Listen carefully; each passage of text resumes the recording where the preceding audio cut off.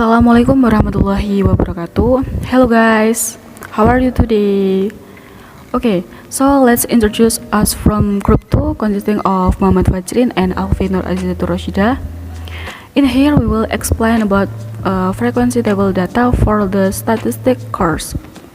Jadi pada kesempatan kali ini kami akan menjelaskan tentang data tabel frekuensi. Okay, the first meaning of data presentation. Presentation of data is the activity of compiling report on the result of research carried out so that they are easily understood and described in accordance with the objective that have been set. Or the presentation of the data can attract the reader to read the research report. Jadi untuk materi yang pertama adalah makna penyajian data. Apa sih makna penyajian data itu? Penyajian data adalah kegiatan menyusun laporan hasil dari penelitian yang dilakukan agar lebih mudah dipahami dan dideskripsikan sesuai dengan tujuan yang telah ditetapkan. Data yang ditampilkan harus sederhana, jelas, dan sistematis untuk lebih mudah dipahami oleh pembaca. Penyajian data dapat didasarkan pada populasi atau sampel yang telah dikumpulkan, kemudian diurutkan, dikompilasi, dan dideskripsikan. And the purpose of submitting data is as follow: A. Compared to more data. B. Display the distribution of data or subject according to the value or category of certain variable. C. Show the change in the value of a variable in a certain period of time. D. Display the correlation between two variables.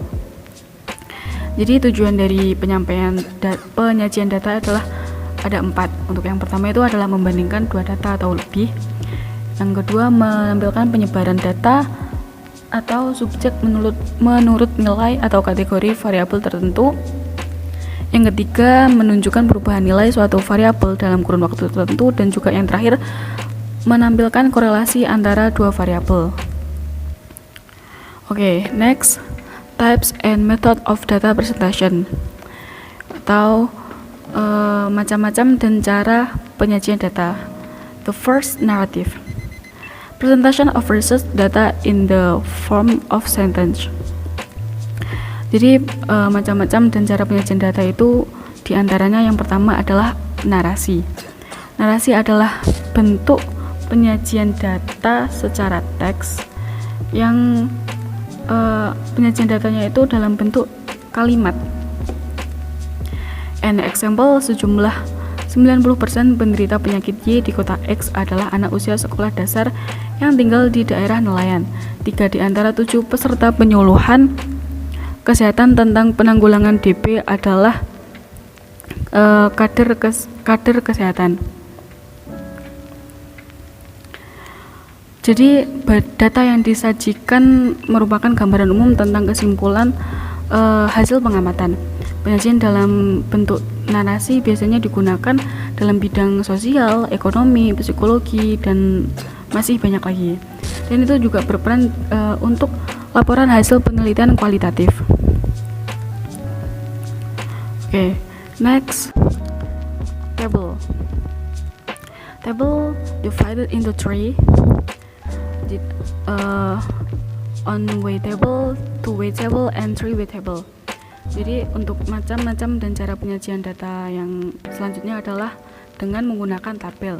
Tabel di sini juga dibagi menjadi 3, yaitu yang pertama ada tabel 1 arah, tabel 2 arah, dan tabel 3 arah. The first one-way table. One-way table are the simplest table presentation. Table is describe only one category. Untuk tabel 1 arah adalah merupakan penyajian tabel yang paling sederhana. Tabel ini hanya menjelaskan satu kategori. The second, two-way table.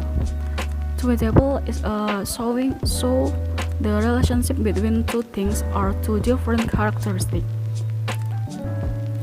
Jadi tabel 2 arah adalah tabel yang menunjukkan hubungan dua hal atau dua karakteristik yang berbeda. Misalnya seperti data indeks prestasi mahasiswa yang dipengaruhi oleh partisipasi di dalam kelas. Dan yang terakhir adalah three-way table. This table lists the interrelationship of the three different categories. Untuk tabel jenis tabel yang ketiga adalah tabel 3 arah. Tabel ini memuat keterkaitan 3 kategori yang berbeda. Sebagai contohnya adalah jumlah mahasiswa Universitas X berdasarkan pada tahun masuk, program studi, dan jumlah kelamin. And the next, types and method of data presentation of graphs or diagram. That is line chart, bar chart, and pie chart. Jadi macam-macam dan cara penyajian data yang ketiga adalah grafik dengan menggunakan grafik atau diagram. Ini juga dibagi menjadi 3. Untuk yang pertama adalah diagram garis, diagram batang, dan juga diagram lingkaran. The first, line chart. Line chart is a graph in the form of a line obtained from several line segments connecting the point on the number plane. Jadi untuk yang pertama itu adalah diagram garis. Diagram garis adalah grafik berupa garis, diperoleh dari beberapa ruas garis yang menghubungkan titik-titik pada bidang bilangan. Pada grafik garis digunakan 2 garis yang saling berpotongan. Pada garis horizontal atau biasanya kita menyebutnya dengan sumbu X, ditempatkan bilangan-bilangan yang sifatnya tetap seperti tahun dan ukuran-ukuran. Pada garis tegap atau sumbu Y ditempatkan bilangan-bilangan yang sifatnya berubah. The second, bar chart. Bar chart is a diagram depicted using square, bars, or plot. This diagram is suitable for comparison purpose. Untuk selanjutnya adalah diagram batang. Diagram batang merupakan suatu diagram yang digambarkan menggunakan batang-batang persegi atau balok. Diagram ini sangat cocok digunakan untuk kepentingan perbandingan. And the last is a pie chart. That is a graph that describe of the comparison of the values of a characteristic. Jadi diagram lingkaran ini adalah gambaran perbandingan nilai-nilai dari suatu karakteristik. Untuk mengetahui perbandingan suatu data terhadap keseluruhan, suatu data lebih tepat menggunakan dengan diagram lingkaran ini. Grafik data berupa lingkaran yang telah dibagi menjadi juring-juring itu sesuai dengan data tersebut. Bagian-bagian dari keseluruhan data yang disebutkan dalam diagram lingkaran ini biasanya dinyatakan dalam bentuk persenan ataupun derajat.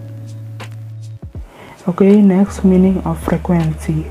The frequency table is a data summary table that shows the frequency or number of items or objects in each existing class. The goal is to get deeper information about the existing data that cannot be quickly obtained by looking at the original data. Jadi untuk selanjutnya membahas makna tabel frekuensi. Tabel frekuensi merupakan tabel ringkasan data yang menunjukkan frekuensi atau banyaknya item atau objek pada setiap kelas yang ada. Tujuannya adalah untuk mendapatkan informasi lebih dalam tentang data yang ada yang tidak dapat secara cepat diperoleh dengan melihat data aslinya. Next, the steps in compiling this frequency distribution are: first, determine the range, which is the difference between the highest data and the lowest data. Second, determine the number of classes. 3. Lots of good classes between 5 until 15 grades. A fairly good approach to use is K is 1 plus 3.3 log n, where n represents the number of data. Specifies the width of the interval is maximum minus minimum divided by K. Set class boundaries, counting the number of data included in each class. Determine the midpoint of class, calculating cumulative and relative frequencies. Untuk selanjutnya membahas langkah-langkah dalam menyusun distribusi frekuensi. Jadi yang pertama menentukan range yang disimbolkan dengan R besar dengan selisih data tertinggi dengan data terendah. Lalu menentukan banyaknya kelas yang disimbolkan dengan huruf K kecil. Banyak kelas yang baik antara 5 sampai 15 kelas. Pendekatan yang cukup baik untuk digunakan adalah dengan memasukkan rumus K atau banyak kelas tadi sama dengan 1 ditambah 3,3 log N, di mana N-nya di sini menyatakan banyaknya data. Selanjutnya menentukan lebar interval yang dilambangkan dengan huruf I kecil. Lebar interval diperoleh dari range atau data maksimum dikurangi data minimum yang dibagi dengan K atau banyak kelas. Selanjutnya menentukan batas-batas kelas. Yang selanjutnya menghitung banyaknya data yang termasuk dalam tiap kelas, lalu menentukan titik tengah kelas, dan yang terakhir menghitung frekuensi kumulatif dan relatifnya. Next, example of using frequency table. Selanjutnya yaitu contoh penggunaan tabel frekuensi. Di sini sudah saya cantumkan tabel. Terdapat 20 data, jadi di sini N sama dengan 20. Dari data umur di atas, kita buat tabel frekuensi dengan langkah-langkah yang sudah dijelaskan sebelumnya.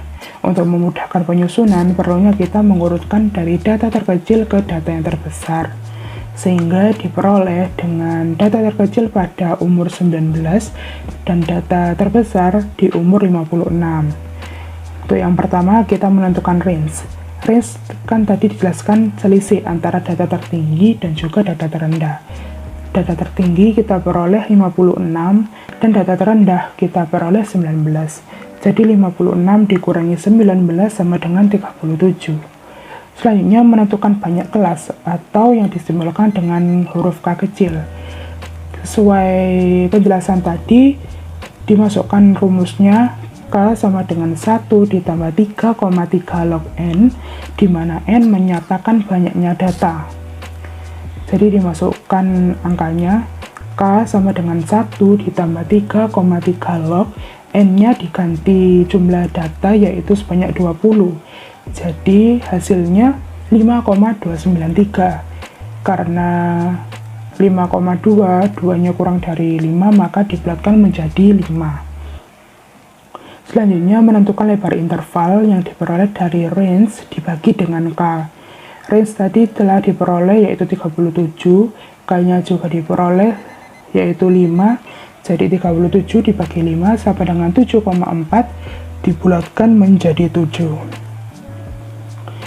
Setelah kita mengetahui lebar interval, maka kita bisa atur batas kelas sehingga dihasilkan tabel frekuensi seperti di bawah ini.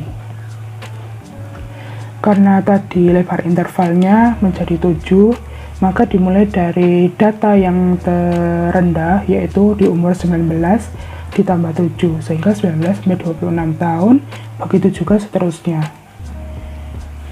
Lalu untuk frekuensi diisi dari berapa banyak orang yang ada, banyaknya data dari setiap kategorinya. Terus 19 sampai 26 tahun 4 orang dan seterusnya sama. Untuk menentukan frekuensi kumulatif diperoleh dari penjumlahan antara frekuensi dengan frekuensi kumulatif itu sendiri. Jadi yang pertama adalah sama, lalu frekuensi kumulatif di bawahnya ditentukan dengan frekuensi kumulatif yang pertama dijumlahkan dengan frekuensi, hasilnya menjadi frekuensi kumulatif yang kedua. Begitu seterusnya. Untuk frekuensi relatif ditentukan dengan cara banyaknya frekuensi dibagi dengan banyaknya data dikalikan dengan 100. Jadi kita masukkan untuk frekuensinya yaitu 4 di data yang pertama dibagi banyaknya data yaitu sejumlah 20, 4 dibagi 20 lalu dikalikan dengan 100 sehingga dihasilkan 20. Begitu seterusnya sehingga frekuensi relatif jika ditambahkan menjadi 100%. From the table above, we can see that the population is 20 people. 4 of them are 19 until 26 years old. In addition, we also know that people aged between 35 until 42 years have the large population of 7 people. Nah, setelah kita membuat tabel frekuensi di atas, kita bisa mengetahui bahwa populasi berjumlah 20 orang. Banyaknya data tadi sejumlah 20 orang. Sejumlah 4 orang diantaranya berumur sekitar 19-26 tahun. Selain itu, kita juga mengetahui dari tabel frekuensi di atas bahwa orang dengan umur antara 35-42 tahun memiliki populasi terbanyak, yaitu sebanyak 7 orang. Oke, thanks. Wassalamualaikum warahmatullahi wabarakatuh.